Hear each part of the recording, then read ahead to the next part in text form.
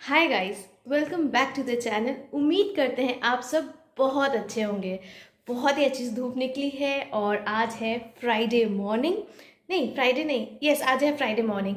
मतलब लास्ट के कुछ दिनों में लाइफ में इतना कुछ चल रहा है कि कुछ पता ही नहीं चल रहा है कि क्या हो रहा है ज़िंदगी में। सब तरह से एकदम पूरा, इसीलिए शायद मुझे टाइम ही नहीं मिल रहा है कि मैं ब्लॉग एडिट करके अपलोड करूँ। इतना ज़्यादा बिजी शेड्यूल चल रहा है। एक तो विंटर्स थोड़ी और ज़्यादा हार्श हो गई है, 8 और 9 पे आ गया टेम्परेचर। उसके बाद मेरा जो लड़का था जो काम करता था वो भी अभी लीव पे है। 2-3 उसके कुछ एग्ज़ाम्स है तो 2-3 दिन के लिए वो लीव पे है। उसके बाद मेरी तबीयत फिर से ख़राब हो गई। दवाई लेते लेते भी मतलब ठीक नहीं हुआ, अभी तक प्रॉब्लम हो रही है। तो हम लोग को कलकत्ता जाना पड़ेगा, उसकी टिकट्स और घर पे भी सब कुछ अच्छा नहीं था। तो इसीलिए I am really sorry guys कि मुझे टाइम ही नहीं मिल रहा है कि मैं अपलोड करूं, वीडियो को एडिट करूं। बहुत ही मुश्किल से जो नॉर्मल रूटीन के वर्क होते हैं ना वो कंप्लीट कर रही हूँ। मेरी आंखें देख रही हैं आप, मेरी आंखें देख के आपको पता चल रहा होगा कि कितना ज़्यादा मतलब स्ट्रेस्ड है। सो नहीं पा रही हूँ। दोपहर को भी ट्यूशन्स भी चल रहे हैं, फिर उनके एग्ज़ाम्स भी बच्चों के स्टार्ट हो गए हैं, तो बहुत ज़्यादा प्रेशर था। इसीलिए मतलब जो काफ़ी सारे ब्लॉग्स मैंने बनाए तो है बट उनको एडिट करने में, अपलोड करने में इतना ज़्यादा मतलब नहीं हो पा रहा था। इसलिए I am really really sorry guys. और अभी जो है, अभी मॉर्निंग का ऑलमोस्ट सारा काम हो गया है। 10:30 के अप्रॉक्सीमेटली टाइम है। मून उठ गया है। मैं बोल रही थी मून सो रहा है, मून उठ गया है, वो रहा मून। तो मैं उसको फ्रेश कर आती हूँ, चेंज कर आती हूँ। और मैंने कल रात को बिरयानी बनाया था तो मैंने उसकी रेसिपी रिकॉर्ड की है। आप जल्दी से जाइए उसकी रेसिपी देख के आइए। मुझे नहीं पता, मैंने डिटेल में नहीं रेसिपी शेयर कर पाई बिकॉज मून बहुत ज़्यादा क्रैंकी हो रहा था। तो मुझसे जितना रिकॉर्ड हो पाया मैंने उतना रिकॉर्ड किया और बाकी का जो होगा वो मैं आपको बता दूंगी।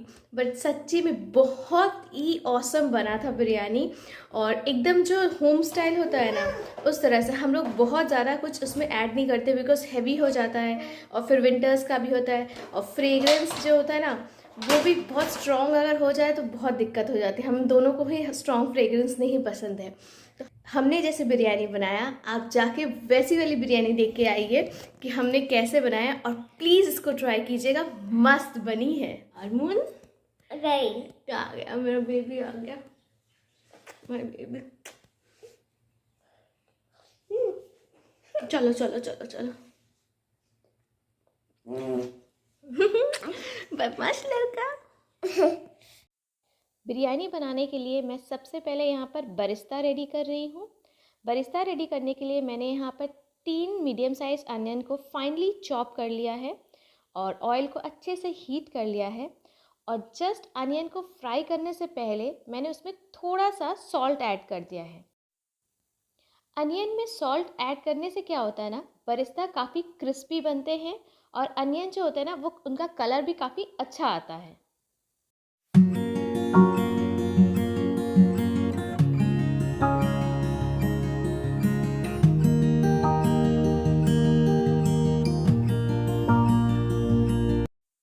बिरयानी बनाने के लिए मैं फॉर्च्यून का बासमती राइस यूज़ कर रही हूँ। आप कोई भी ब्रांड का बासमती राइस यूज़ कर सकते हैं।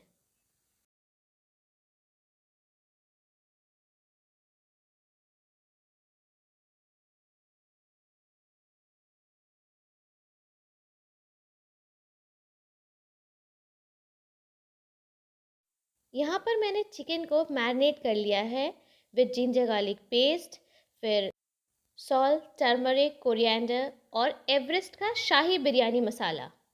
मैरिनेशन में मैंने 2 चम्मच दही का भी यूज़ किया है। अब इस मैरिनेशन को हम रख देंगे at least for half an hour to 45 minutes. यहाँ पर अनियन हमारे अच्छे से फ्राई हो गए हैं। अनियन जब 70 to 80% फ्राई हो जाए आप तभी उसे ऑयल से निकाल लीजिए, वरना अनियन जल जाएंगे। अनियन को फ्राई करने के बाद मैंने एक टिश्यू पेपर के ऊपर उसको सेपरेट कर लिया है, सो दैट उसका जितना भी एक्स्ट्रा ऑयल है वो सारा एब्जॉर्ब हो जाए। अब हम बिरयानी के लिए चिकन रेडी कर लेंगे। तो फर्स्ट हम कढ़ाई में मस्टर्ड ऑयल लेंगे। मस्टर्ड ऑयल जैसे ही अच्छे से हीट हो जाए उसमें खड़े गरम मसाले जो नॉर्मल होते हैं, दालचीनी, छोटी इलायची, लौंग, वो डाल देंगे। और उसके बाद हमें डालना है हमारा चिकन जो हमने मैरिनेट करके रखा था। उसको डालने के बाद अच्छे से उसे थोड़ा सा फ्राई करेंगे जब तक कि थोड़ा सा ऑयल नहीं निकल आता चिकन से। अब इसमें हम थोड़ा सा फ्राइड अनियंस और टोमेटोज़ ऐड कर देंगे। साइड बाय साइड हम बिरयानी के लिए राइस को भी बॉईल करने के लिए बिठा देंगे। इसके लिए हमने एक भगोने में पानी लिया है, उसमें खड़े गरम मसाले डालेंगे, तेज़पत्ता, लौंग, छोटी इलायची, दालचीनी, ये सारे खड़े मसाले हम पानी में डाल देंगे। पानी जब अच्छे से उबल जाए उसमें हाफ लेमन स्क्वीज़ करके डाल देंगे। लेमन डालने से क्या होता है ना, जो चावल होते हैं बिरयानी के वो अलग अलग रहते हैं और एकदम खिले खिले रहते हैं और आपस में चिपकते भी नहीं हैं। बिरयानी के लिए राइस को हमें ज़्यादा नहीं कुक करना, इसको सिर्फ 70 to 80% ही हमें कुक करना है और फिर निकाल के ठंडा कर लेना है।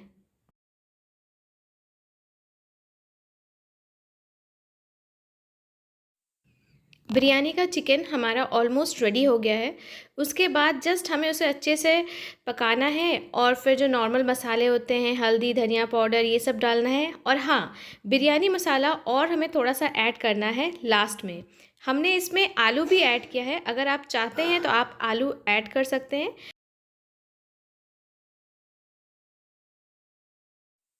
ये देखिए हमारे राइस रेडी हो चुका है, एक एक चावल अलग है, पूरा खिला खिला है।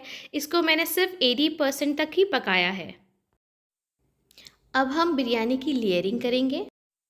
बिरयानी बनाने के लिए एल्युमिनियम का भगोना ही बेस्ट होता है, बट मेरे पास एल्युमिनियम का भगोना नहीं है, इसीलिए मैं एल्युमिनियम की कढ़ाई में ही लेयरिंग कर रही हूँ। तो पहले हम राइस डालेंगे, एक अच्छी सी लेयर, उसके बाद इसके ऊपर हम चिकन डालेंगे।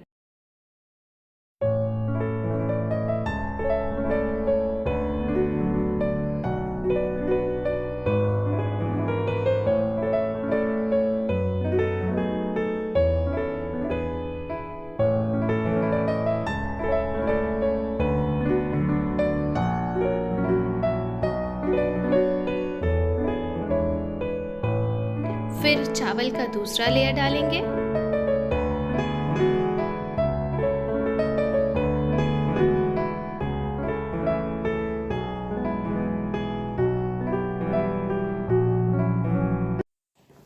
इसके बाद ऊपर से हम कुछ फ्राइड अनियंस जो बरिस्ता बनाया था उसको भी हम उसके ऊपर स्प्रेड कर देंगे।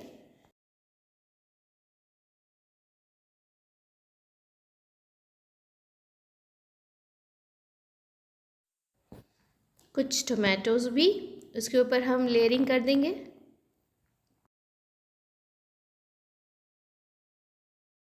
नेक्स्ट चिकन का एक और लेयर डालेंगे इसके ऊपर।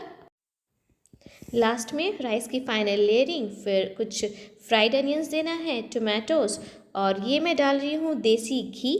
उसके बाद आपको इसको दम में देना है। मैंने नीचे एक तवा रखा है, उसके बाद इसको दम पे बैठाना है एटलीस्ट फॉर 15 मिनट्स। बहुत ठंडी है गाइस, बहुत ठंडी है। अभी मैं मून को सुला रही थी ना, तो मैं भी थोड़ा सा उसके साथ सो गई। तो ना उसके बाद ब्लैंकेट से निकलने का मन ही नहीं कर रहा था, इतना ज़्यादा ठंडा हो रहा है। अभी मोस्टली 4, 4:30 अभी हुए नहीं है, बिकॉज 4:30 बजे बच्चे आएंगे, तो अभी मोस्ट प्रोबेबली 4:10, 4:15 हो रहा है। और मुझे ना एकदम ब्लैंकेट से निकलने का मन ही नहीं हो रहा था, इतना ज़्यादा। और मैं थोड़ा सा सो गई ना, तो मेरी कैसा मतलब लग रहा है कि जैसे मैं सो के उठी हूँ, क्योंकि ना नींद आ गई थी मुझे और आधी नींद में ही मुझे उठना पड़ा, तो इसीलिए ऐसा हो रहा है। और मून जो है ना, मून के साथ मुझे सोना पड़ता है। सबसे बड़ी मतलब मैं उसे 3:15 के आसपास बेड पे लेके जाती हूँ और उसको सोने में एटलीस्ट 3:45 तक वो सो जाता है। उसके बाद मुझे भी थोड़ी सी आलस लगी, मेरा भी थोड़ा आँख लग गया, क्योंकि इतनी ठंडी पड़ गई है। आज सुबह जब मेरे हस्बैंड निकल रहे थे मॉर्निंग में, तब वो उन्होंने टेम्परेचर चेक किया, तब 8:15 नहीं हो रहे थे, 8 मतलब उन्होंने पूजा पूजा कर रहे थे वो, तो तब उन्होंने टेम्परेचर चेक किया तो 12 डिग्री दिखा रहा था। तो डेफिनेटली आज रात तो 8-9 हो ही जाएगा। तो बहुत ठंडी, मैंने उठते ही एक हस्बैंड का ही स्वेटर रखा हुआ था, मैंने वही अभी डाल लिया, थोड़ा सा अपने को वार्म अप करूँगी उसके बाद, क्योंकि ना मुझे इतना ज़्यादा मन ही नहीं हो रहा था कि मैं रज़ाई से, मून के बगल से निकलूँ और काम पे आऊँ।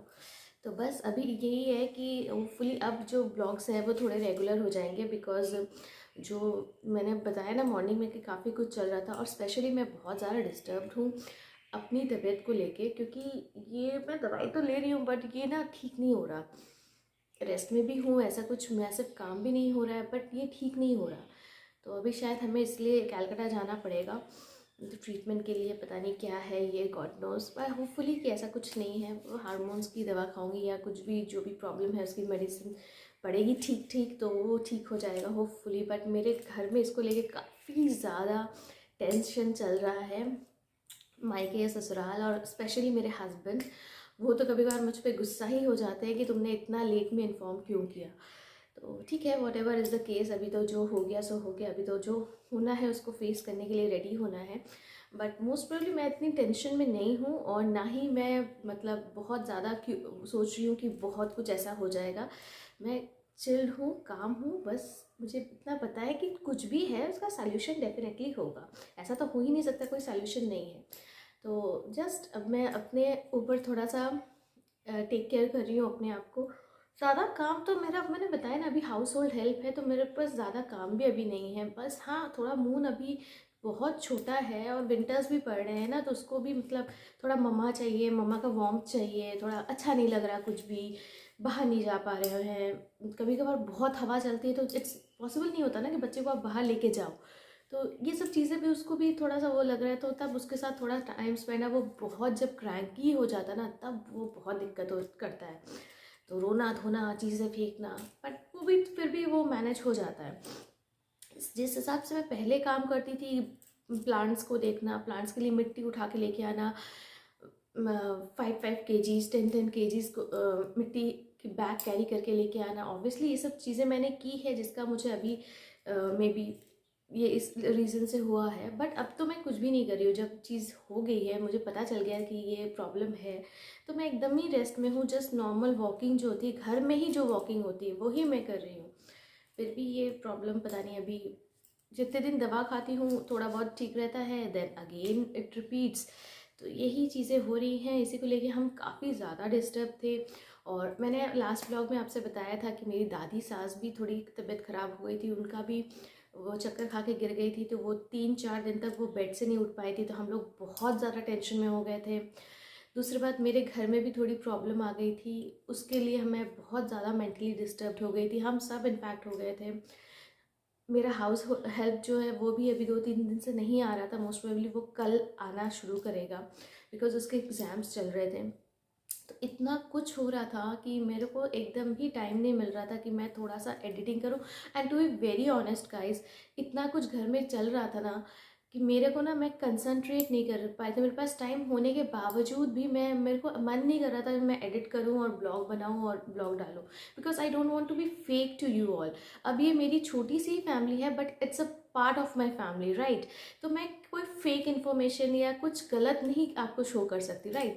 तो इसीलिए मेरा एकदम भी मन नहीं हो रहा था कि मैं कोई ब्लॉग एडिट करूं, उसको पोस्ट करूं। ये आप तक जब तक जाएगा, मे बी ये मंडे हो जाएगा, एंड मैं काफ़ी इस जो टफ फेस था उससे काफ़ी निकल चुकी होंगी। और मेरी कोशिश अब ये रहेगी कि ब्लॉग्स मैं रियली बनाऊं, बिकॉज हस्बैंड भी काफ़ी ज़्यादा अपसेट थे।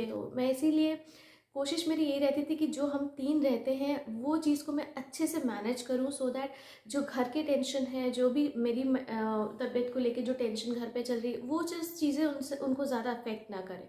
तो मैं बस यही कोशिश में थी कि ये जो 3-4 दिन है, मैंने अच्छे अच्छे डिशेस बनाए घर पे, मैंने बिरयानी बनाई, मालपुआ बनाया, जिससे मतलब अच्छा लगे सबको। एक अच्छा फूड एक ऐसा चीज़ होता है ना जिसको खाने के बाद इंसान को बहुत मतलब रिलीफ होता है, एक अच्छी खुशी मिलती है। तो बस मैंने कहते हैं मटर मशरूम बनाया। मैंने मतलब नई नई रेसिपीज़ ट्राई की, इस पूरे हफ्ते ही मैंने नई नई रेसिपीज़ ट्राई की, सो दैट कि एंड ऑफ द डे आप जब खाना खाने बैठो आपको आपके चेहरे पे अच्छी सी स्माइल हो। आप जो सारे दिन का प्रेशर है, जो आपके सारे दिन का टेंशन है, वो आप एटलीस्ट कुछ मिनट के लिए आप उसमें से निकल के बाहर आके अपने फूड को एंजॉय करो। तो बस यही मेरे एक हफ्ते का नहीं बोलूँगी, 2-3 दिन से यही सब चल रहा था। आज मोस्ट प्रोबेबली थर्सडे आफ्टरनून है, तो सॉरी आज फ्राइडे आफ्टरनून है, मैं थोड़ा सा अभी रिलैक्स्ड हूँ। होपफुली कल सैटरडे है, मेरे हस्बैंड के लिए Sunday is a very special day, because एक दिन छुट्टी मिलती है। तो मैं अपने आप को पूरा जो मेरा जो दिमाग में पूरा जो भरा हुआ था ना, उनको सारे को इरेज बटन डिलीट बटन से उनको इरेज करने की कोशिश कर रही हूँ, सो दैट सैटरडे को मैं पूरी एनर्जी गेन कर पाऊँ संडे के लिए, और एक हैप्पी वाला संडे उनको गिफ्ट कर पाऊँ।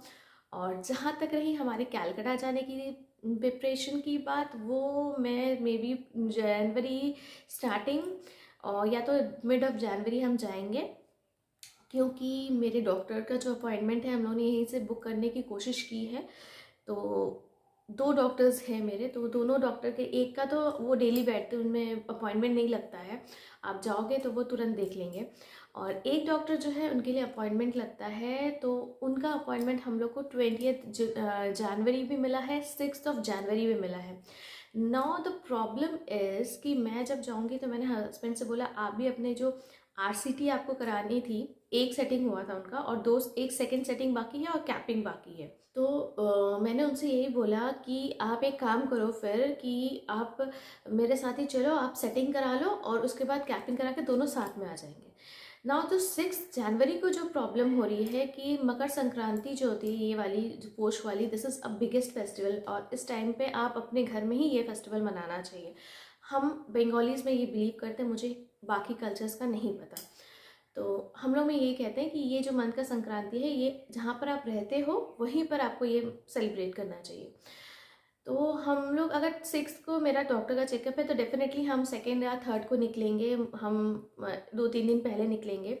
उसके बाद मेरा फर्स्ट डॉक्टर जो है, जिनके अपॉइंटमेंट नहीं लगता, उनको हम शो करेंगे, तो उसके 2-3 दिन बाद ही मैं ये जिनका अपॉइंटमेंट है उसको शो कर पाऊँगी। मेरे हस्बैंड का सेकेंड सेटिंग भी हो जाएगा मोस्ट प्रोबेबली 5th को। तो 5th को अगर उनका सेकेंड सेटिंग होता है तो कैपिंग 1 वीक आफ्टर होगी, मीन्स 13 तारीख को। तो 13 तारीख को अगर कैपिंग होती है तो हमें 13 को चढ़ के 14 को मॉर्निंग में यहाँ पहुँच जाना है, क्योंकि 14 को ही संक्रांति है और मुझे संक्रांति यहीं पर सेलिब्रेट करनी है। सेकेंड पॉइंट, इन केस अगर सेकेंड सेटिंग के बाद 1 वीक कंडीशन देखते हैं डॉक्टर दांत का और बताते हैं कि आपका 1 वीक तक जनरलाइज स्टेटमेंट है कि 1 वीक के बाद ही कैपिंग होती है, but exceptions are always there. अगर 1 वीक के बाद वीक में भी उनका जो सेकेंड सेटिंग है वो पूरी तरह से सेट नहीं हुआ है, 2-3 दिन और लगेंगे, उसके बाद आपको कैपिंग करानी है, then it will be a risk. फिर हमें संक्रांति कैलकाटा में ही सेलिब्रेट करनी पड़ेगी, और वो मैं नहीं चाहती। मेरा एक मतलब पता नहीं क्यों मैं बचपन से ये सब करते आ रही हूँ, सुनते आ रही हूँ पेरेंट्स से, घर पे भी हम लोग ये संक्रांति बहुत ग्रैंड तरीके से सेलिब्रेट करते हैं। तो मेरा हमेशा ये बिलीव है कि आप जहाँ रहते हो आप ये संक्रांति वहीं पर मनानी चाहिए। तो इसीलिए मेरा मतलब मैं नहीं चाहती थी कि ये ऐसा कुछ हो। तो मैंने जब हस्बैंड से बोला तो वो भी थोड़ा सा कह रहे थे कि नहीं, तुम्हारी तबीयत पहले प्रायोरिटी है, ये सब तो जब तक चलेंगे तब तक ये सब चलता रहेगा रिचुअल्स। बट मैं कहीं ना कहीं नहीं चाहती थी। अब 2-3 दिन में जब ये चीज़ें ज़्यादा बातचीत होने लगी ना, तो कहीं ना कहीं मेरे हस्बैंड को भी ये फील होने लगा कि नहीं, we should not take a risk, because ये वाला जो फेस्टिवल है ना, ये हमारे में बिलीव किया जाता है कि ये आपकी लाइफ का मतलब जो आपका कहते हैं ना शुभ और अशुभ की बात, बहुत लोग मानते हैं, बहुत लोग नहीं मानते हैं। मैं मानती हूँ इस चीज़ को, तो ये उससे रिलेट है।